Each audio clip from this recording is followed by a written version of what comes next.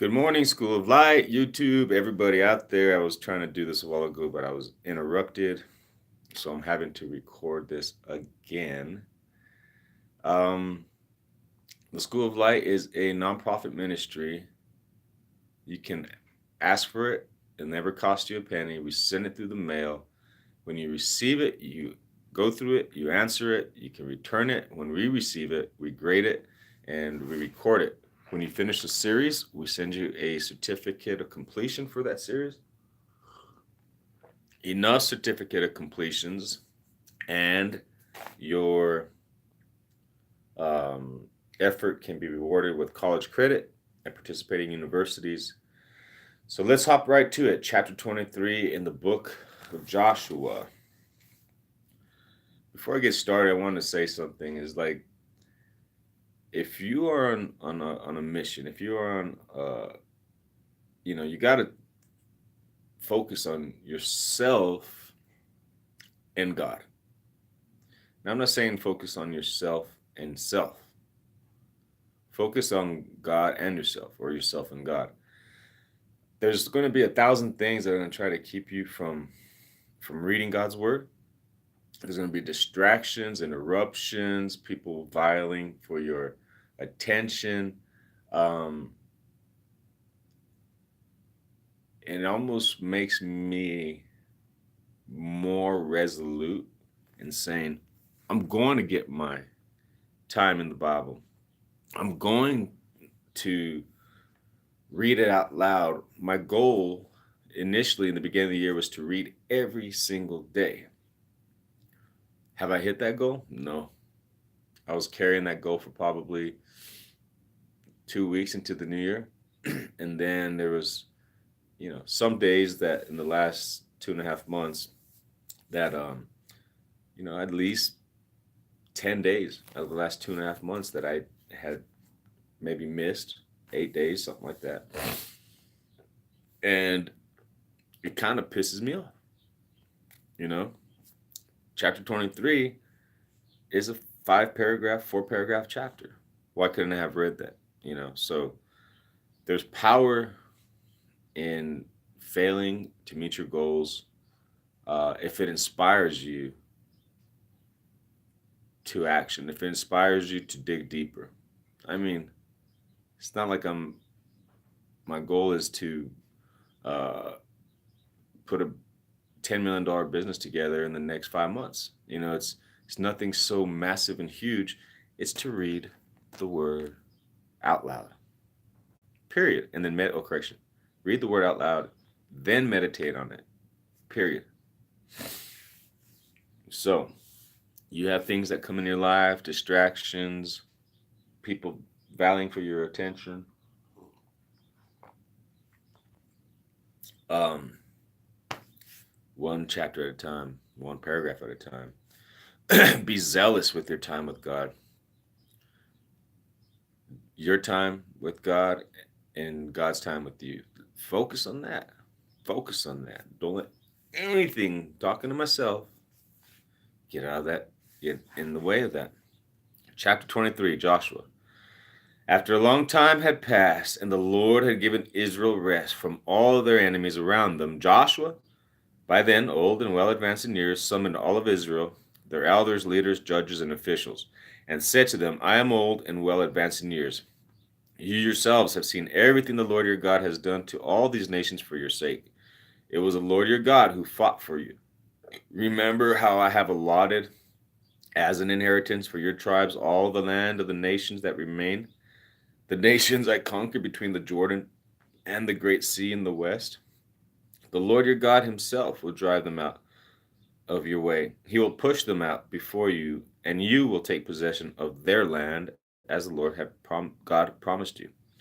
Be very strong, be careful to obey all that is written in the book of the law of Moses, without turning aside to the right or to the left. Do not associate with these nations that remain among you. Do not invoke the name of their gods or swear by them. You must not serve them or bow down to them, but you are to hold fast to the Lord your God, as you have until now. The Lord has driven out before you great and powerful nations to this day, No one has been able to withstand you. No one, correction, no one has been able to withstand you. One of you routs 1,000, because the Lord your God fights for you, just as he promised. So be very careful to love the Lord your God. But if you turn away and ally yourself with the survivors of these nations that remain among you, and if you intermarry with them and associate with them, then you may be sure that the Lord your God will no longer drive out these nations before you. Instead, they will become snares and traps for you, whips on your backs and thorns in your eyes, until you perish from the good land which the Lord your God has given you. Now, I'm about to go the way of all the earth.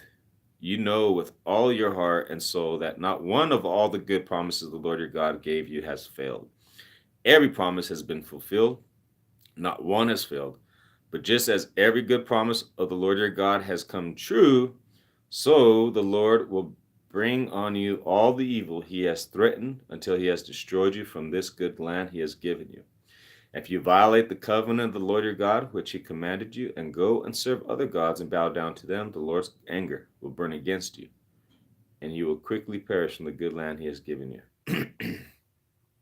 The last part I highlighted, and by the color of the highlighter, it could have been many, many, many years ago. But verse 16 on 23 says, if you violate the covenant, Lord, which he commanded you, and you serve other gods and bow down to them, the Lord's anger will burn against you, and you will quickly perish from the good land he has given you.